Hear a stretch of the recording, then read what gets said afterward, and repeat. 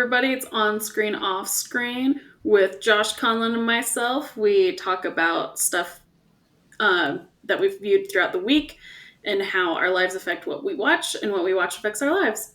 I'm curious, Conlon, is this the first time you have watched Corpse Bride? Yes, it is. Okay, then I want to start with that. This movie is brilliant. Like, so I was shocked at how good this movie is. I like the music. I think the world that's created is just so fascinating. You believe the world that you're involved in. This idea of this guy just getting way over his head while he's walking through a graveyard, just practicing his speech, and then having all this happen, I find hilarious. The entire plot is just funny because when I was practicing my engagement, I did this. I walked outside and I literally was saying it out loud, and it just made me laugh. I was like, that is so brilliant. So simply brilliant. It's got some little creepy factors to it. I love the Corpse's Bride character and her just wanting to find that love and find that connection. I thought it was really sweet. Weirdly enough, in such a creepy movie, there was a lot of sweetness. You have the main character, and he connects more and more with the living as he's going through this journey through death. And I think a lot of people go through an experience where they kind of fall down to the ground. You have your moment where you're at your bare bottom, and that's when you cling to life even harder. And this is like an allegory to me of like hitting rock bottom, which I think is really cool. Like I said earlier, the music is good. The sound design is fantastic. The world is so believable. The colors, they pop. This is my kind of fun Halloween movie. I've seen Coraline. I've seen one other of these kind of movies. And I've seen Nightmare on Before Christmas. This is way better than both of those, in my opinion. I like this one significantly more. I will continue to watch this. This is a movie that I would watch basically every Halloween. I can't think of a reason why I wouldn't. It's maybe my only thing that I don't like about this movie is that the one guy ends up being the suitor that left her to die. I was like, yeah, that kind of works, but I'd rather you just be kind of a normal dude that is just a jackass versus he happens to be the guy. That's it. Other than that, I really, really like this movie. Also, probably a 9.5. Like, I really like this movie. I have very few problems with it. Yeah. 9.3. I'm going to give it a 9.3. I think it's interesting because that you said that you wished it was just a normal guy, because like a huge part of that is because he was trying to marry her for the money, and that's what he did with Emily, and then blew all of her money, and then was like coming back to find the next new rich chick Heiress in town. Yeah. And so like it made sense to me. I wasn't mad about that. I actually thought it was a really good twist. Because there was just enough information, but not so much that you saw it coming. I did see it coming. I was like, this is what most movies would do, is they make it that guy, and I hope they don't make it that guy. Well, because like Emily doesn't get a lot in this movie, but at least she got that. Like in the That's end, true. She got to, like, there's some character development there. Yeah, because I mean it's so good when like he goes to like stab Victor and he stabs Emily instead, and she like takes it out and like points it at him. I'm like, oh, it's so good. It is good. That part is good. So yeah, I'm not mad at that. In fact, I'm with Josh. I love that part because then you do get the confrontation. She does get some closure at the end, because like if she didn't get any sort of closure, I would get so mad at that ending. But yeah, it would be haunting. Yeah, I think she's such a great character because, like you said, she's like, so good. The whole time she's like, just wants somebody to love. And like at the end, when she's like, she sees Victoria and she like stops the wedding and she's like, this is all I've ever wanted and I've stolen it from somebody else.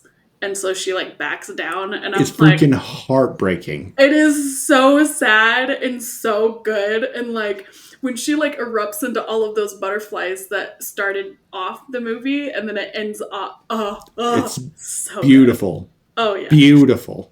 That's not how my freaking wedding goes. I don't want it. Just kidding. If there's not erupting butterflies. If I don't erupt into butterflies, why even? Oh yeah, I love The Corpse Bride. It is. I'm pretty sure I put that on my top 10, right? It has to be. I don't know if it was there or not. I don't blame you if it is. Like, it is that good of a movie. Yeah, it's very quotable. It's very, yeah. Yeah, the voice work is really good. Like, even among animated movies. I know it's claymation, but it's really good. Yeah, you have like Johnny Depp as Victor. You have Helen Bowman Carter. I probably murdered her name. As Emily. I can't remember who Victoria is. You have who plays Saruman. He was the priest. Um, yeah, you have a lot of That's some heavy hitters. yeah, yeah. It's really good. Anybody who hasn't watched Corpse Bride, please do Absolutely it. watch it. I don't Like, care if it's Halloween or not. Go watch it. I love when the corpse bride is talking all catty and she's just alive and stuff. It's like not even a big deal. I just Like, like, what does she have that you don't? A a pulse. pulse. It's so good. It was so good. This movie is full of little witty pieces that were really good witty lines. This is one of my favorite movies that you guys have recommended that I haven't seen yet. I really, really liked this movie. Yeah, I love that. Okay, Josh, on to you. I'm curious as to know what CC is.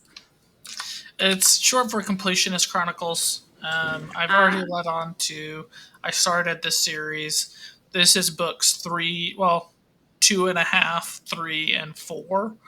Um, the first one is Rexus. It's the halfway between two and three book. It focuses on a side character named Jackson, who I really wasn't sure about. To give you a little bit of background, Lauren, he's a former chiropractor. Old man chiropractor. Obsessed with perfecting his craft. So he walks around talking about stretching people and fixing their back, and not in like a normal way. It's like picture the creepy kid on the block uh, who you're not sure if they're a serial killer or not. That's how he approaches everything. Um, so in the first book that he's introduced, it's kind of like I don't know if he's going to be the yellow kid from Demon Slayer. He's probably just going to be that guy that I just genuinely like wish wasn't in the book. And this whole book focuses on him going on a side quest to level up and become a better chiropractor. Um, and he's just like not completely socially there, so he's given a bad charisma score, and because of that, when he talks, people hear gibberish, not necessarily what he's saying. Um, and he comes across this girl who's trying to kill him to steal his loot, but then he promises her a spot in their guild, and their guild is a top guild because of our normal main character. And so they decide to go on this adventure together. Um, so far, this is my favorite book in the series. I absolutely love Jackson in this. They make him very human. They make him a little bit relatable. His relationship with the girl is fantastic because it always cuts to her point of view, and she's like, should I just kill him or should I put up with this any longer? Or, okay, I'll go with him, but then I'll steal his loot and then kill him. And, like, she never really fully believes him with anything. She's always very skeptical. And by the end of this book, she comes across this other people with, and Jackson is talking to them, and they're getting really freaked out and scared because they're like, "What is he gonna do to me? This is horrifying." And she's just like, "Oh yeah, you get used to it." And then in the next book, they actually start talking about it, and she gets asked how Jackson survived this whole ordeal, and she's just like, "Well, there were a few times it came close." And he was like, "What? You were gonna kill me?" It's very, very funny, and the big power up he gets is he gets the ability to turn his hands into T-Rex hands. And he just falls in love with this ability. He's like, "I know, I've got T-Rex hands, bro!" And just has a great time with it. It very much starts to give the vibes of like an old man who somehow gets a youth body again and is just like, I get to play with toys again. And it's so charming and cute. I absolutely love it. So yeah, for this one, Rexus, I'm giving an 8.6 out of 10. It is my favorite of the series so far. It's just funny when you're mentioning like the chiropractor bit. I remember I told somebody, I was like, I really need a chiropractor. And he's like, I know a guy, except he's really old and you have to go down to his basement. And I'm like, no, thank you. Very relatable to this character. For sure. Don't. That is Jackson to a T. Okay. All right. Let's get back to you, Conlon. You have two more, right? Yeah. I have been blessed with some very good horror movies. The Exorcism of Emily Rose is just great. It's just a great movie. So in the 1970s, there was a girl, I can't remember her name right now. One second.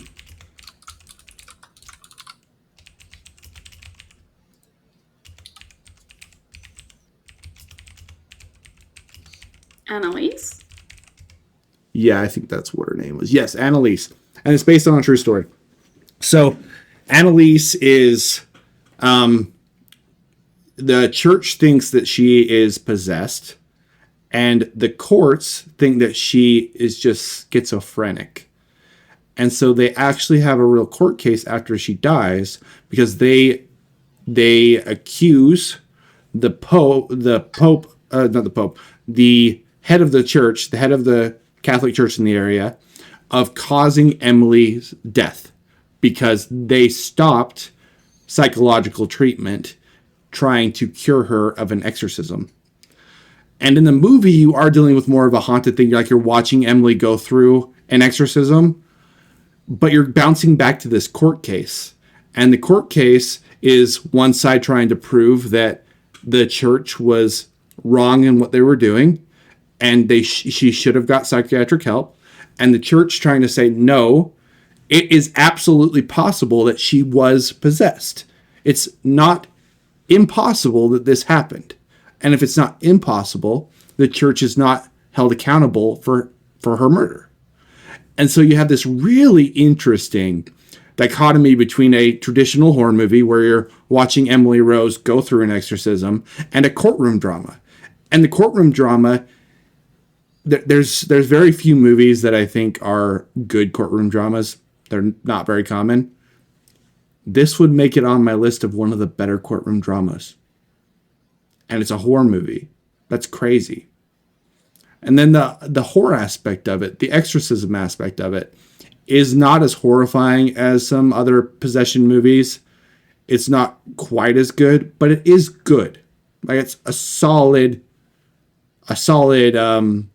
presentation of the genre. So you have these two genres that are not, you would never think they would blend together really well, based on a true story, and they're both done very well. In my opinion, because they're done together so well, it makes the movie more interesting and makes me want to watch it more and makes me more invested. And it left me with like an 8.2, just because it was so interesting. And there's another movie called Requiem. It's a German film. You have to read it, do the subtitles, but it's more of a clinical view of this scenario. So you're not dealing with as much of the exorcism aspects. You're dealing with the court case, and you're dealing with the psychological profiling of what is going on. And I'm very, very interested in that movie. I just haven't watched it yet. Emily Rose is if you like horror movies, it is just something I would recommend watching. It's just good. It's not so horrifying and gross that you're not going to have a good time with it. It's just good. Yeah, it's interesting because I've listened to a lot of podcasts about Annalise Mitchell, or yeah, which is what that's based on, right? Yeah. Um, so that's very interesting. Like you say, the court case going back and forth in between those two, because is that I don't know that I've ever heard about like the court case happening with Annalise. Is It that did. Yeah, it's a real thing. There's people who don't like the court case because they felt like it was putting it was getting the church off. Like they do genuinely feel like it was the church's fault.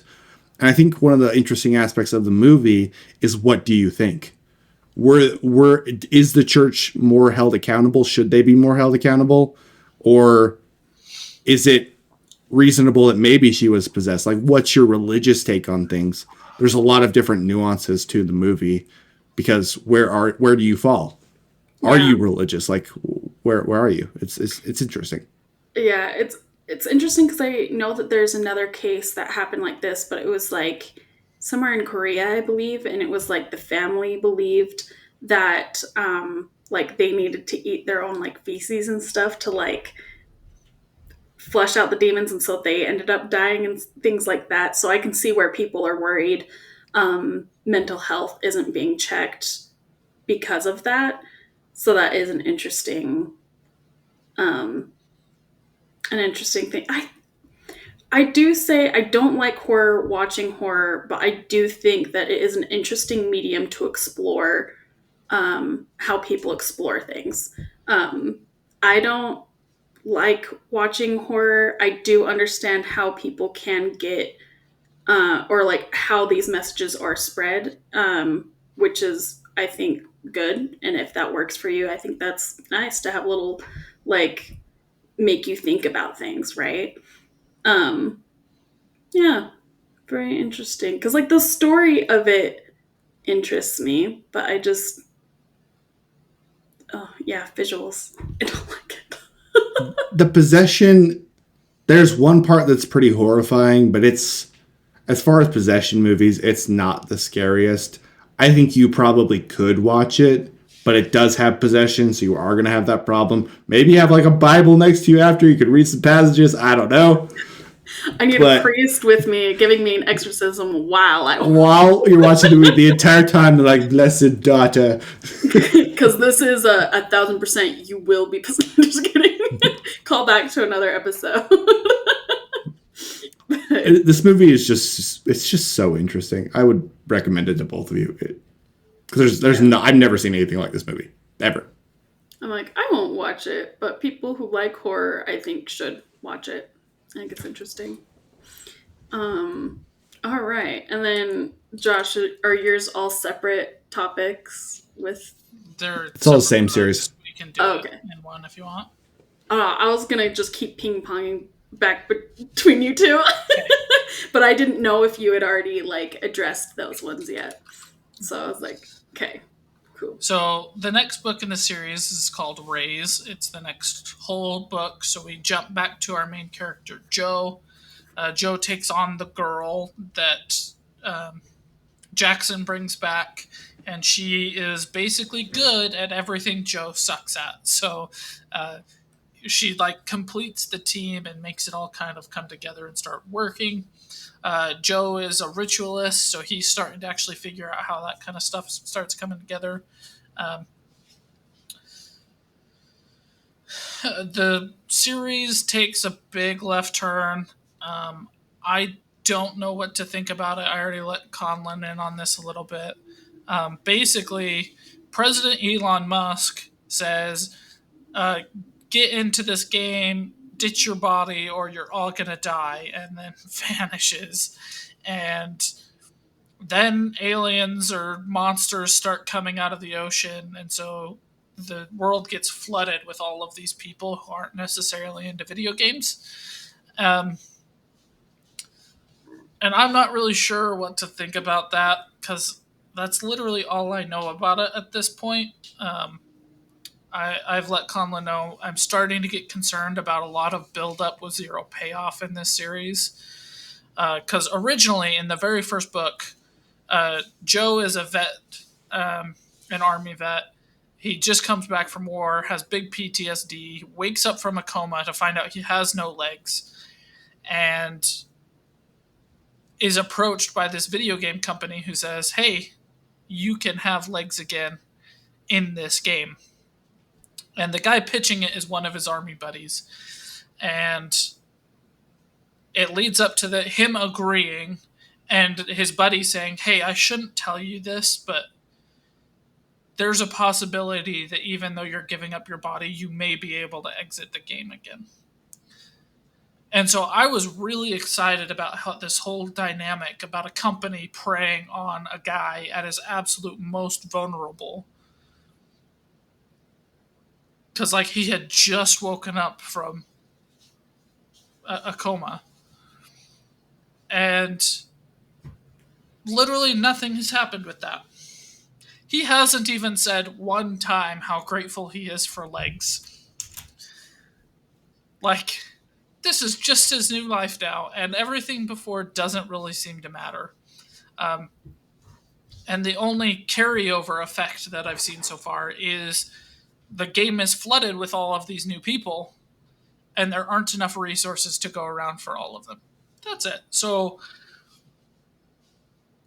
it's not really going the direction I was hoping for. I'm concerned that there's no payoff because each individual book is great standalone content. But there isn't a whole lot of carryover. There isn't a whole lot of development over multiple books between characters. So far, it's just kind of like, I really liked this book, and I really liked this book, but right now there's no I really connection like other this than they're the series. same characters. Um, So this one did drop it down for me a little bit. I'm giving this book an 8.1 out of 10. Still fantastic, still super interesting. I really like that they have to deal with this concept of a bunch of people who are not gamers coming in. One of them is Joe's mother, and Joe's mother starts dating a non-playable character who is the sheriff of this town, and he kind of has to deal with that. Like, it's very funny, it's a very interesting dynamic, but growing concerns in the series is where I'm at with this one. So it did drop it just a little bit. It's still enjoyable. I would still recommend it, um, but not quite as high as the previous books. And the one that's rated the lowest, the one all about Jackson, has been my favorite so far still. It's one of my favorite in the series too. I think it's actually super underrated. Fans of the series often skip it, and I think it's a mistake. Yeah, it's the best one. It's the most fun. And it gives the most character development that actually plays a part into the later stories. For example, Lauren, this is something you would love. He makes friends with the dog people.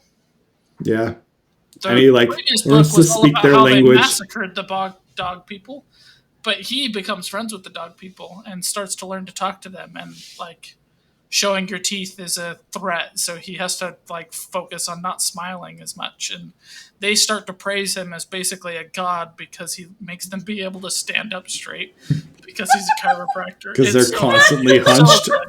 Yeah, That's funny. yeah, I like that. yeah. It's really good. It's a very good series. Very good. Yeah, when you said like dog people, it reminds me of Dungeon Crawler Carl, the dog lady. can't remember her name. I loved her name. Surrendel Gore. Uh, yeah. Anyway. Um, all right. I'm scared to see what you're gonna say, Conlon. All About right. Taylor Swift's new album. Are we going to get canceled by Swifties? So, a while ago, Josh watched all of my favorite things. And I was like, what is something that I could do for Lauren that would be cool? And I know she likes Taylor Swift.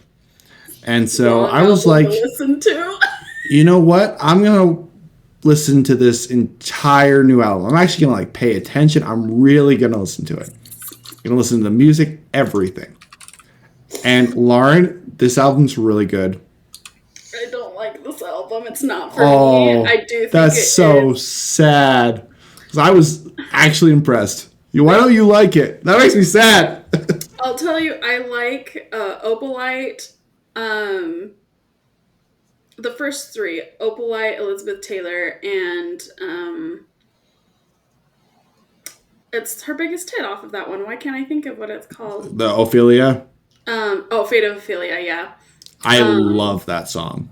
Yeah. Like, legitimately think that song is great. Yeah. So those are the three that like I really like. I listened to the entire album maybe 3 times. I would usually skip Wood. Father Figure, like I can see these songs are meant for some people and it's not for me, but I don't think Okay. that makes it bad. Yeah, so the I first disagree. I think the first 3 I really like and are really good. The rest of the album I don't think is for me. I don't think it was meant for me. It was meant for somebody else. And I don't think that that's a bad thing. Dang. Anyway, sorry, I cut you off. It's all good. I'm just a little sad. I'm just a little sad because I finally had one I was like, oh, I like that. So I'm looking at them right now. I think Fate of Ophelia is legitimately just a great song. Mm-hmm. Elizabeth Taylor I thought was really good. Eldest Daughter, I was surprised at how much I like that song. Wish List, I really like. I really like that song. And then Honey, I liked Honey. Like I thought this was a surprisingly good album. And it made me go and listen to the last 2 albums of hers again. I like this one better than both of those. Especially the one before this I didn't like. I don't think that one's good. I don't like any of the songs. Tortured Poets Department. Yeah, I do not like that album. And Don't like it. then you listen to oh my gosh, why can't it's my favorite. Yeah, that one was good. The one before that. Whatever it's called. Okay, there's Evermore and then Let's go. Oh, Midnight. It was that's probably what it was. I can't remember. Yeah, Midnights. There's Evermore. And then there's the one in between Evermore and Midnights. That's my favorite. I'll see which one it was that I listened to. It was Midnights. Was the one I listened to. And Midnights was pretty good. I like this one better than that one. Yeah, I like Lover. I like 1989. I like Folklore. I really like Folklore. Speak Now are some of my favorites. And I like Midnight's okay. Yeah, I like Midnight pretty well. This one was easily better than both of those, in my opinion. I'm sorry you didn't like it as much. Like that's just. I was so excited for us to be on the same page and be like, yeah, Lauren, I loved it. Nope. It's so sad. Like I feel like some of these songs are very niche. Okay. And so it's like, oh yeah, like Canceled or whatever. I'm like, I think they're like, if I don't listen to the lyrics, I think they're bops. Okay. But like if I listen to the lyrics and stuff, I'm like, I'm not into like seeing who hates who. I don't really care. I think there was one song that I thought was funny in Actually Romantic. Like once I started hearing the things behind what everybody thinks that actually romantic is about, I was like, oh, that ruined the song for me. Um, but if I just heard this song and there was no lore behind it, I would have been like, I think this song is kind of funny and I like it. Um, yeah, the Ruin the Friendship also had more lore stuff that I was like, I'm not a lore Swifty, so I don't really understand the lyrics of this. Um, but That was yeah, my least favorite song on the album. um, Was that what one? is my least favorite? That's Surprise! fair. Wood is my next least favorite. Yeah, I think Cancelled is a bop, but like then once again when people start like speculating what's the lore behind it, it like ruins it for me. Um, Honey, I think was nice, but yeah, I think the ones Oh, that that's I'll funny. like listen on repeat are Fate of Ophelia, Elizabeth Taylor, and Opalite. That's So fair. yeah, I mean Did like you watch the music video for Fate of Ophelia? I have actually not seen it all the way through. I've just seen bits and pieces. Um, Okay. It's crazy good. yeah, I've She seen did a good things of job. like people. Yeah, it looks really good. I want to actually watch it all the way through. Because yeah, the things that I have seen are really good. Cool. I even watched the music videos for the whole dang thing. Did you go to the theater? Just kidding. No, I didn't know it was in the theater. Was it in the theater?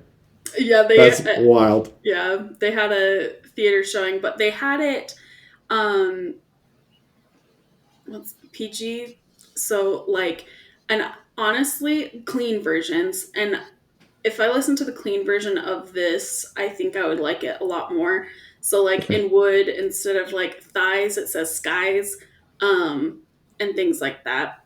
That I'm like, I wish that was the actual version because I actually like that a lot better.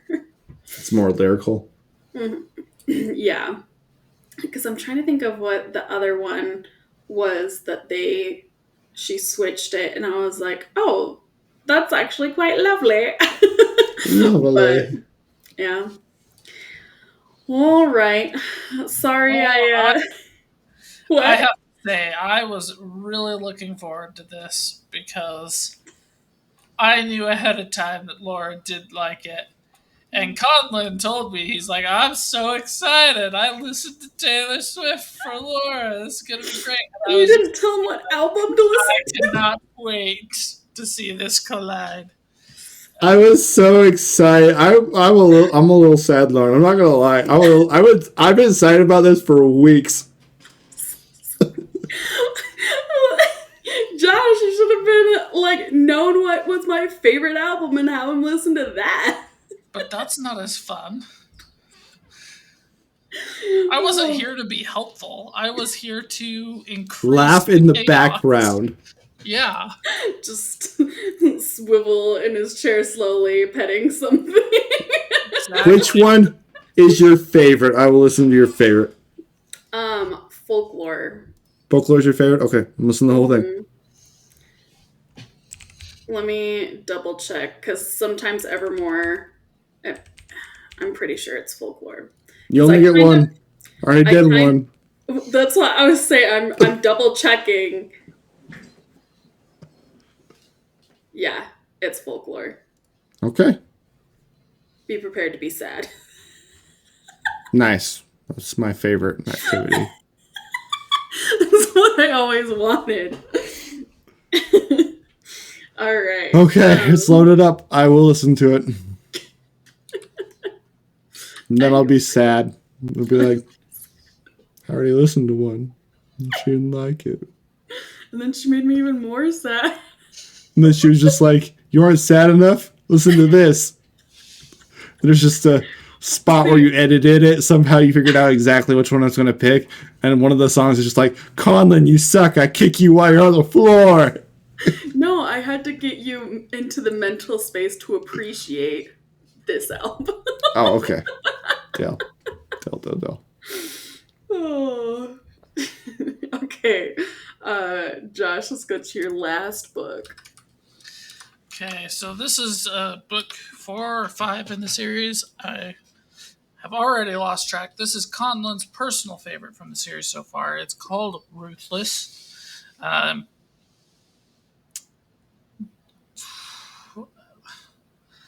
It's my least favorite in the series so far. It's still a really good book. It has the highest highs for sure. He goes on this side quest and makes friends with a bear, and it's really cool. And the bear's voice was the first time in the series I felt like the narrator was doing a fantastic job. Um, Not that he's done bad jobs before, but he was just kind of like a narrator. But when he switches between his voice and Joe's voice, it's so good. Um, I absolutely love all the dungeons and fights in this book. I love the setup of the battle at the end, but they just skip over the battle of the end. Joe's like, "Oh, I went unconscious and woke up, and it's already over. Our favorite plot device. Yay!" Well, I mean, the Once battle is again, quite a writing bit of the Paragon. book. No, the last fight is literally like 2 minutes because they're losing, and Joe's like, the leader's like, "Joe, we need you to level up. You can level up and save us all, right?" And he's like, "I don't know, I'll try it." And then it skips forward and it's like, Joe has been unconscious for 2 days. Yeah, but at the same time, he does go out in the group, the giant army that's there, and he bounces on people's heads, and he gets into a fight, and he uses the bear from earlier, and there's the entire blood ritual thing, which is badass. Like, it's not like 2 minutes. It's a lot more than 2 minutes. It is literally 2 minutes. Um, he does do some stuff. He goes unconscious. The big fight happens. He wakes up to the aftermath. His protege sets up the ritual. He activates it. That's all he does. So I didn't love that. I would have loved to have seen the fight. I would have loved to actually see what built up to them sucking so bad and failing so much, because they're the top squad. They're the absolute elite of elite. They have the dungeon that nobody else has. Like, I get that they're losing a bunch. The blood ritual is very cool. What happens with that is very cool. And then again, the aftermath of that isn't very cool. They're like, and you're exiled to the next zone that you were trying to get to anyway, and there's no real price for this, and yep. The end. He's not ready to go to the next zone. He literally could get, like, what happens to all the people who are dying over and over again where they're losing levels. This literally could happen going to the next zone. Like, you know it's not going to, because this is the kind of the book that it is, but it could.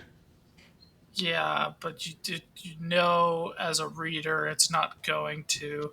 And they also only just touched on the fact that dying over and over is going to affect people. It's not something that's been building up for 6 books now.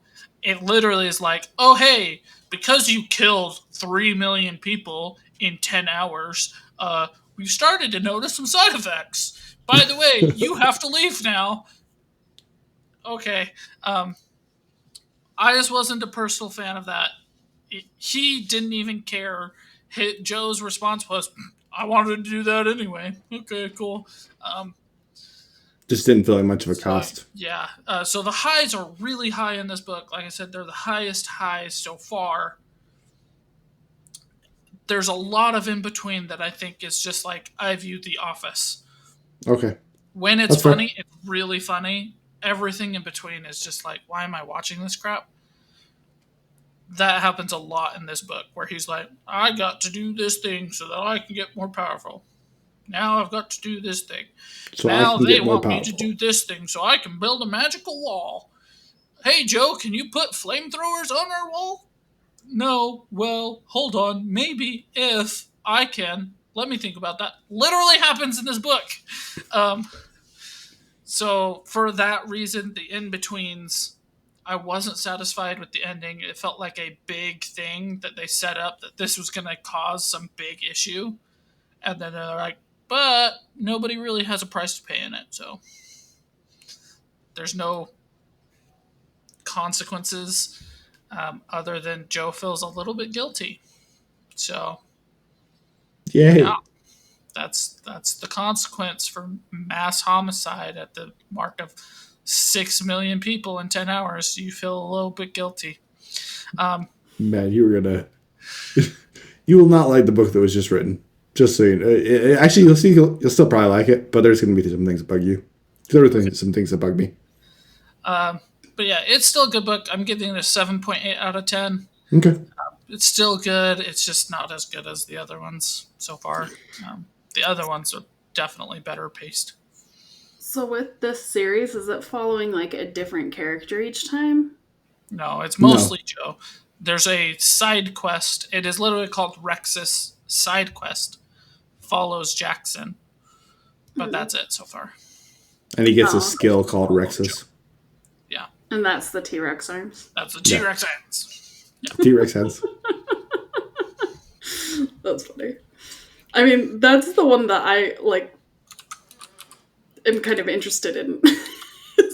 You should absolutely read this series for sure. Yeah. Without a doubt. It is another fun lit RPG. It's not as good as Dungeon Crawl Carl, but it's just fun. You should listen to it. You should at least read up until that point. Read the first 2 books and then Rexus so you know what's going on. And then decide what you wanna, if you wanna keep going.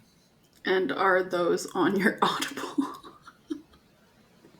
I don't know. Actually. If it's on there, I'll... You can log into my... Do I have all of them on there? I'll double check. I don't know if I have the first ones on there. I have everything else on my... The author has his own app that he uses, and it's kind of a pain in the ass, but Audible takes a lot of money from authors, like a lot. So if somebody has their own app and I can do it, I'll try to do it for people. So he's one where I do that. So he can get the $10 or $12 or whatever I spend instead of like $1.50.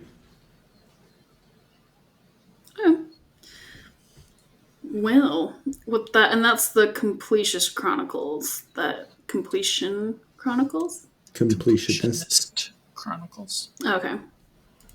All right. I think that's all your guys' topics.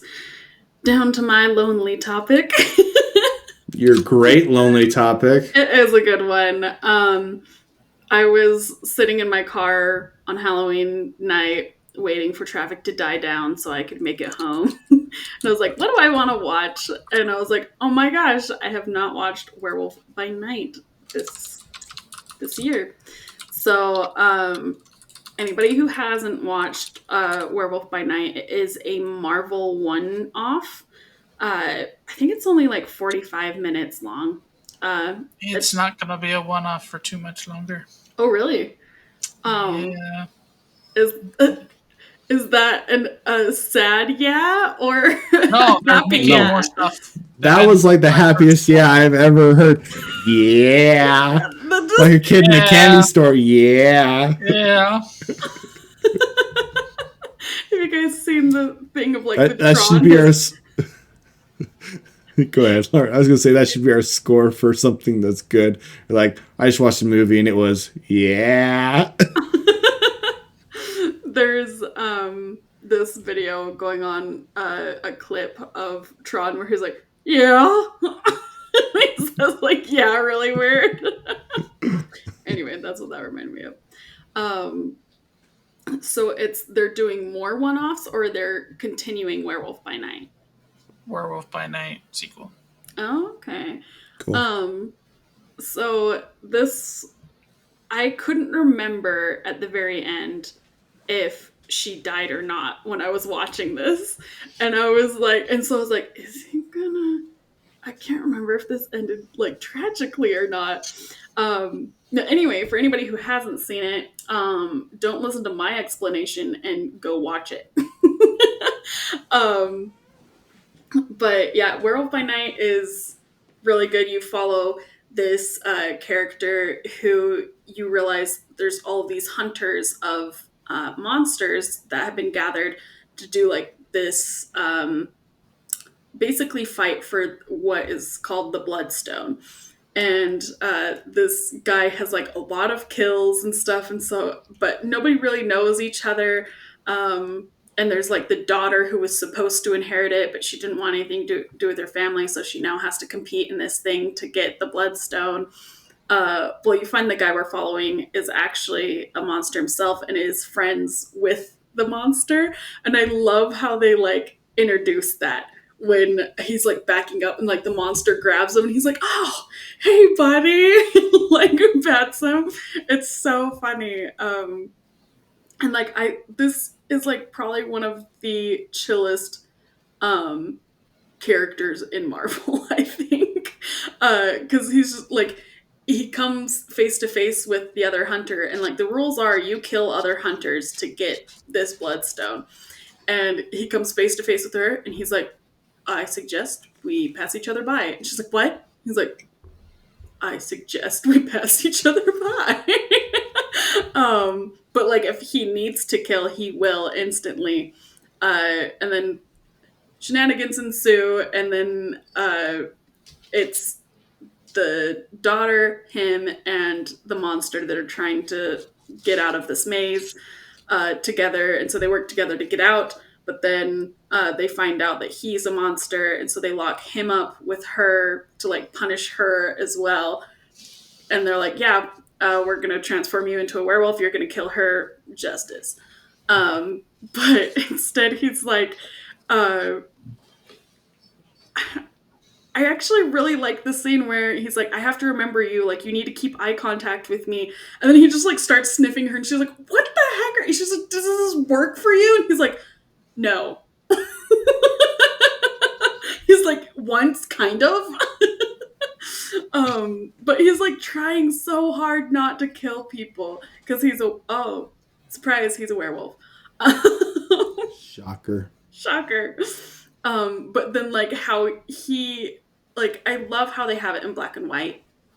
And I love how like he gets out and then he just like starts massacring everybody. Um he finally kills everybody, and then it's basically her and him, and there's like this part where she has the bloodstone which will hurt him, but she doesn't use it on him, and he like knocks her down to the ground, and this is where I was like, I can't remember if he kills her right here or not. Either way, I think it would have been good. But then he leaves her alone, runs off, and then like wakes up, and his little monster buddy is like been taking care of him that night, and he's like, she okay? He's like, yeah, there's fine, everything's good. And then like color comes back to the world as they're like sitting there and just like chatting it up. Anyway, I am very excited to hear that there is going to be another one because I love those characters. Yeah, anyway, so it was a really good Halloween watch. I'm really glad I picked that one to watch in my car while I waited for traffic.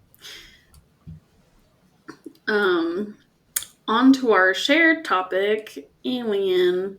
I know this is Conlon's favorite, so I'm gonna actually have Josh start off, and we'll hear from Conlon.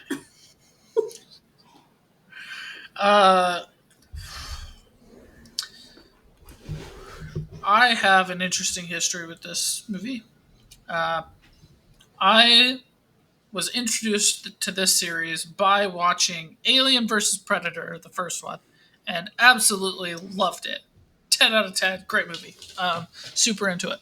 But I wasn't really allowed to watch movies from this series, so I only watched Alien vs. Predator because my brother bought the series, and he showed me that one. So I didn't watch it for a very long time. And then I tried watching the first one once and was like, it's just old. It just doesn't really work. It's not really scary, XYZ, whatever. And then Conlon comes along and he's like, you got to watch it. You know, it's so good. And so I tried watching it again, and I was like, you know what? This movie's awesome. And so I went back and explored more movies from the series. I watched Aliens. I watched the Alien versus Predator movies again. And I was like, wow, Alien versus Predator could have been so good, but it wasn't. But Alien definitely worked for me that time. And so I watched Aliens, and I didn't love Aliens, so I didn't watch any more. Um, but Conlin's favorite is Aliens, and his second favorite, I think, is this one. Rewatching it more recently, I do think it is a little bit dated. It didn't work as well for me this time. It's still a pretty good movie, but I don't know why. Sometimes it works for me and sometimes it doesn't. I'm guessing because I kind of just like felt like I had to watch it this time. That's why I didn't feel like the anticipation or the what's going to happen kind of stuff. I was just like, yep, this is happening. Now this is happening. Okay, that was kind of funny. Okay, I didn't really love that part. Okay, we're along for this ride. Woohoo. Um, so my history with this movie is I would have said it's like a 5 out of 10. And then I really liked it, and I would have told you it's a 9 out of 10. So I am landing on it for this week at um, a 7.8 out of 10 because I do still know there's a lot of really good to it. Um, just didn't work for me this week, so I had to be honest about that. So that's where I landed. All right. Colin, tell Josh why he's wrong. So I actually think Josh is right. But I love this movie regardless. The reason Aliens is my favorite is because I can rewatch Aliens 1,000 times and still love that movie. This movie, in my opinion, is one of the greatest first time watch movies you can possibly watch ever. But once you've experienced the thrill of watching it the first time where it like grabs you and you don't know what's going on, especially when it's me and I'm a kid and I've never been introduced to Alien at all. I don't know about the thing coming out of people's chests. I know nothing. I'm going into this blind. The first time that you watch it, you're like, what the hell? What the hell? What the hell? The entire movie. And I remember thinking that when I was like 7 or 8 when I first watched this. I think that those what the hell moments really make this movie, and it's not quite as satisfying of a second time watch because you've already had that experience. I still like it. I still think it's extremely well directed. I think the tension is fantastic. I think the atmosphere is very palpable. The music is really good. Like every part of the movie making process is excellent in this movie, but it is not as rewatchable of a movie, in my opinion, as number 2 is. That saying, it doesn't take away from the fact that this is still a great movie and deserves to be the cult classic that it is. It's a great monster movie. Like I said, monster movies are really hard to make work. The acting is... It doesn't feel like an 80s movie to me. It feels like it actually is well acted, where some 80s movies come across feeling like they're of that time period and the acting is of that time period. But I think a lot of the camera shots actually make it feel a little old. The way that they were to film it makes it feel old. And I don't think they can really change that. So I don't know how you make it feel more modern, but I don't necessarily think you need to with this one. Yeah, I guess it's interesting because, like, you mentioned, like, you didn't know anything about Alien going into watching it the first time. And I think that did make my viewing of it not as, like, impactful because, like, I did know about, like, the chest bursters and, like, face huggers and things like that. And like I mentioned in a previous episode where with scary things, if they show me the creature, like if they linger on it, it makes it less scary to me. things that I will say, I love that it wasn't CGI, and I love how it was um, actual props and things that they made for this. Um, that is something that I miss about TV. I know it's very expensive to do that, but it is something that I think is missed in a lot of TV series and movies. I think CGI should be to enhance, not replace. Um, but yeah, I don't know if I wasn't scared on this because something that I noticed, and I think it's probably because of the platform I was watching it on, I was like, this is a very quiet movie. I don't hear like a soundtrack or anything. Um, so I think that might have been the platform I was watching it on because it was very quiet. It is a And I, very quiet movie. There's spikes of music, which is something I think is beautiful about the movie. oh, because like to me, like I was kind of like I don't know. It like not bored isn't the right word, but I was like I didn't feel tense like I felt like I should be Hmm. watching this movie. So I was just like pretty chill watching this entire movie and I was like, I do love how Ripley would get like mad at Mother. It would be like calling her names and stuff, which Mother is the AI of the ship and stuff. And I did like Jones, the cat. I was so glad the cat made it. Um, because it was funny. I feel like the last 20 minutes was just I feel like the pacing was off for me because it felt like everything was like very slow and then everything happened in the last 20 minutes, which um was what got me to be more invested, I think. And I loved the whole part of Ripley finally getting into the space shuttle. Like you see her like almost drift off because she's like, I'm finally safe. It's fine. I'm good. And then she like it brought you into a false sense of security and then the alien made it on board too. And I was like so happy that she is a smart person. Because like she very calmly was like, just gonna put on my spacesuit, not doing anything suspicious. And then she's like, just buckling myself in, don't you worry. And then like slaps the airlock, and I was like, oh my gosh. Think like I wasn't nervous at all the whole time I was like, I want her in every horror movie because she does She's sensible great. things. Yeah, I loved it. Um, and yeah, I liked Jones. I liked the very end part. It was very that part to me was satisfying. Uh, but I was But like, the I rest feel felt a like little too slow. I felt a little too slow. I feel like you could probably have had everything that happened in the first bit be explained in 15 minutes and then you could have had um like the events happen but quicker. I don't know how I would have done it better.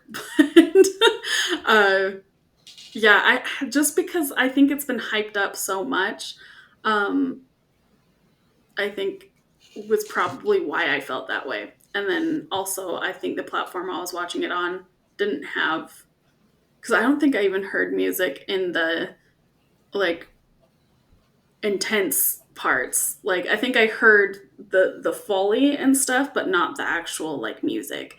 So I Hmm. think that might have taken it away because I'm a very big music person with shows. But I mean, I think I was telling Josh this that I was like, I don't think that I would label this as horror, and he's like, what do you label it as? And I was like, sci-fi. He's like, it's a sci-fi horror. Yeah, absolutely. It's sci-fi horror. But like I was like, how about sci-fi thriller? um I would take but that. yeah, so I was like, I mean, I'm happy that it wasn't like the horrors that I hate, the horror movies I hate. So I would probably give it like a 6 out of 10 because I mean, I Okay. didn't hate that I watched it. Um, I do understand for the time that it came out why people it was like so big. Because I feel like since then, at that time, sci-fi was always like hopeful about going to the stars and like exploring. And I think this was like the first one to be like, what if it isn't all great? What if it's actually monsters? What if it's actually monsters? Yeah. So, and I did like the reveal of the android and then being like, actually, this is what was actually going on. I So love that. I did like that. That was because that hadn't been, I hadn't known about that. And then that happened in the movie. And I was like, okay. So actually, I'm going to bump it up to 6.5 because of that. Cool. But yeah, I'm not mad that we watched it. Will you watch number 2? Probably, yeah. Okay, cool. I'll probably That's keep watching them. probably the movie of all movies that I can be like, Lauren, I want you to watch just this. Just that. Josh didn't like it as much as me. I love number 2. I love that I movie. don't think it's as good as the first one. Oh, interesting. Is the I'd be pacing very and music interested in better? it. No, I'm just kidding. The pacing is It's an action movie. So it's yeah. an action. Ah. It's very different. It's a very different movie. Then I might actually like it better. I think I was just I wanted more action is probably what I wanted. You will like the second movie. They are completely different movies. Colin, There's aliens in both of them. And Sigourney Weaver is in both of them. There you go. That's it. Okay, so I was in a cabin that somebody was watching all of the alien movies in a row. I fell asleep, so I didn't see the first or second, or I don't know where I woke up at, but a rat crawled across my hand, woke me up, and I do have a spoiler that I woke up right. Have you seen all of them, Josh? No? No, but it's okay. I don't plan to. Okay, spoiler everybody. I wake up to an alien bursting out of Ripley's chest and she holds onto it and she falls into a vat of like fire. And I was like, and then went back to bed. That is quite the spot. So it's like, I'm like, oh, dang it. It was so funny because I knew Ripley was going to make it in this one. And so I was like, is that, like, I knew she was going to make it and everybody else was going to die. So I was like, is that also leading to me not being like, yeah, there's an alien on the spacecraft. Hey, But- just so you know, in Morse horror movies, the final girl is the final girl and she lives. Sorry, I spoiled them all. Well, I mean, not in the one that I woke up to, and there's one bursting out of her chest, and she jumped off. So that's into a probably fiery the vat. best one. Now, if you watch Aliens and really like it, if you get Aliens 3, get the director's cut because it's way better. Like, it's a movie with problems, but it is way better. Colin, what did you rate the first one? Oh, the first one to me is like a 8.7, right around there. I love this movie, but it isn't as good on your second watch. It just isn't. Well, that's what, because like I know you've said several times throughout this podcast, like that you love them. Do you know like what specifically is about this series that has you like latched onto them?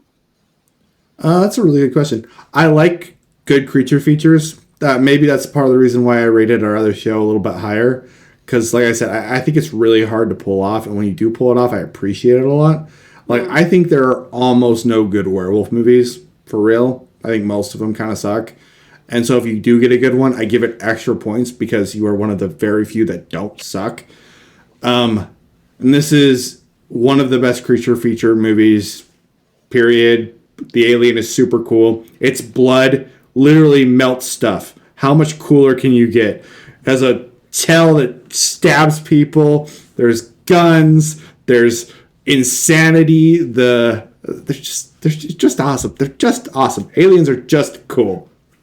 They're creepy. I love in Alien Isolation, when you're playing it, you'll hear them like crawling along the vents. You hear it in Aliens too, where they're like crawling in the ceiling or they're crawling underneath you. And I find that creepy. Creepy crawly things creep me out. And the aliens do a great job of that. I think Ripley is one of the best characters in anything in cinema. She is one of my favorite characters. When I was a kid, I got super into the comics. So I've got an entire box of Aliens comics that I would just read over and over and over again, along with Aliens and versus Predator comic books. I love the stories that are in it. I love the way that people envision them. And unfortunately, most of the movies don't live up to how cool some of these comics really are and the idea of the alien. But I just like the creature aspect of it. It's my creature feature that is like Josh's Godzilla, I think. I just like the creature. Oh, fair enough. Yeah, well, with that... Wait, yeah, Josh, we did have you talk about this. So it's like... I couldn't remember. It's okay, I'm just the forgotten child in my family. We can just forget what I say. It all doesn't matter. What is this buzzing sound? Like, I keep hearing something that sounds kind of like a male voice. Do you hear that, Sounds Lauren? like a middle child of a podcast or something. Yeah. No. I'm just kidding, buddy. Nah. Josh is the absolute best. Except for Lauren. Lauren's a little bit better. But Josh is the absolute second best. Anyway. I mean, unless there was another child, then he might be the absolute third best.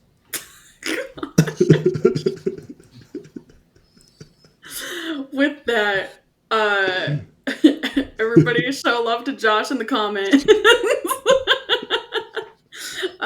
Tell us what your favorite feature creature is. Feature creature. What is your favorite feature creature? Yeah. I'm doing so good today, guys. Yeah, we are. And have a good week, and we'll see you next time.